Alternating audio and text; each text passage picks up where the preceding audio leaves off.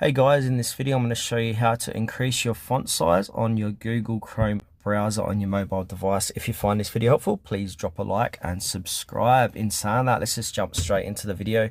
Okay, so in order for this to make it increase, your font size increase, we need to head on over to Chrome.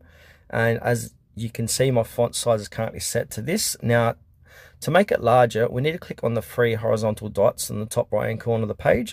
And then from here, we need to find settings, so scroll down and click into settings. Once we're inside settings, scroll down again and we need to look for accessibility. Click onto that, and then under accessibility we've got default zoom. So it says make text and images larger or smaller for all sites that you visit. So at the moment it should be set to probably 100%. That's probably standard on most phones.